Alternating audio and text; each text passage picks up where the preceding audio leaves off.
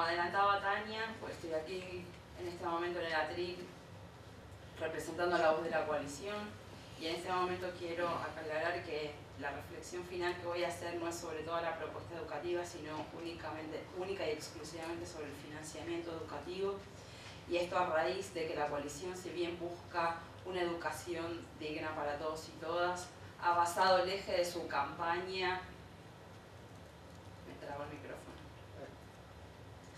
Ha basado el eje de su campaña en estos 2 primeros años en el financiamiento educativo, en el entendimiento de que es el financiamiento educativo el paso inicial para garantizar la calidad de la educación y el acceso a todos y todas. Entonces, en este sentido, quiero resaltar cómo ha sido este proceso del compromiso político y social en la temática exclusivamente financiera. En un inicio veíamos al candidato de Dominicanos por el Cambio haciendo su compromiso y firmándolo, y en ese momento él destacaba que en el año 97, cuando se firmaba la ley, él era senador y había sido una de las personas que apostaba por esta ley. La propuesta inicial de Dominicanos por el Cambio, al que se referían Rafael y Vladimir, contemplaba ya una propuesta de financiamiento y de dónde obtener los recursos. Y esa, quiero destacar que era la única propuesta que inicialmente ya tenía este trabajo y este ejercicio hecho. Hoy eso fue profundizado.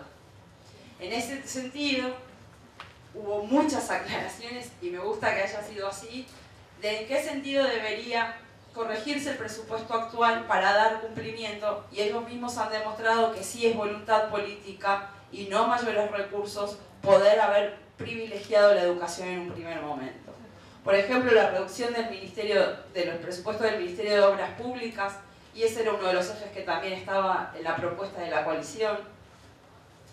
La reducción de las sobrevaluaciones y la corrupción en las compras de las obras por 6.000 millones, que eso también estaba en la propuesta de la coalición. La reducción salarial de toda esta sobredimensión del sector público, que también estaba en la propuesta de la coalición.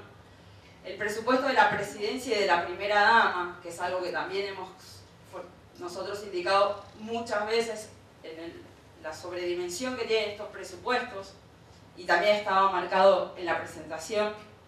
Y otros recursos más que se entendían en la presentación, que también nosotros hemos presentado, y entonces veíamos puntos de coincidencia en que el presupuesto era modificable, es modificable, y que puede entonces priorizarse siempre la educación.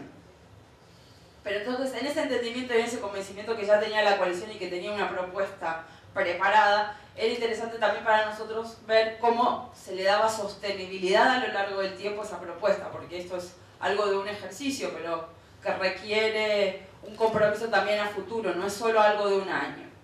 Y en ese sentido se remarcaba que existirían ingresos fiscales adicionales, profundizar la actividad fiscal, renegociación de la deuda externa, revisión de contratos del sector energético con la industria minera y una eficiencia en el gasto público. En este sentido hubo una pregunta sobre los ingresos fiscales adicionales, que yo creo que el público lo que estaba interesado en conocer era si esto refería a lo mejor a nuevos tributos o alguna reforma tributaria, y eso quedará para una segunda etapa de conversaciones.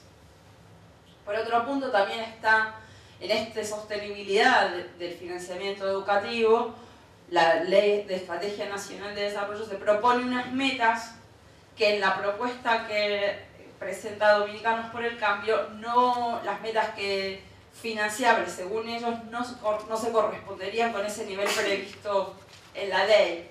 Y agradecemos la sinceridad de reconocer que el ejercicio estuvo hecho y que lo que plantearon es lo técnicamente realizable y no demagogia.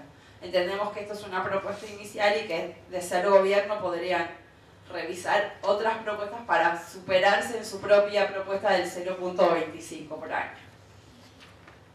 En ese sentido también quiero destacar algo que Rafael decía, de agradecer el esfuerzo de presentar la propuesta de financiamiento, porque creemos que entonces le están dando prioridad a ese proceso.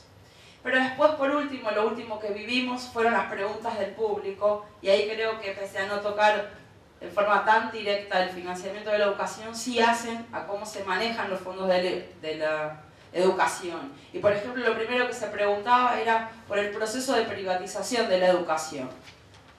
Y en ese sentido es agradable compartir que vemos que el proceso de privatización es producto de una falla de la inversión propia del Estado. Y es por eso por lo que venimos luchando, porque el Estado no tenga más estas fallas que no garantizan acceso y calidad a todos y todas.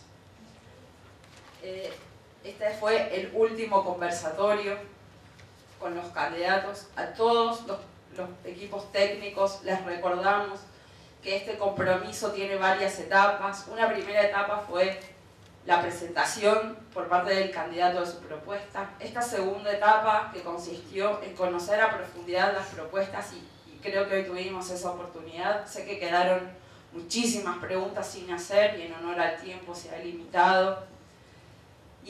Pero queda pendiente una tercera etapa en la que dice, y voy a leer textualmente, se dialogará con el candidato que resulte favorecido con el voto popular y con su equipo sobre la forma en que nuestras organizaciones puedan colaborar a la ejecución de su programa de gobierno en materia de educación y en la forma de cómo vamos a darle seguimiento y monitoreo a la ejecución del mismo. Hoy hubo propuestas, hubo intercambio de ideas y entendemos que si Eduardo Estrella fuera elegido como el próximo presidente de la República Dominicana, podamos colaborar a la construcción de una mejor propuesta educativa para todos y todas. Muchas gracias.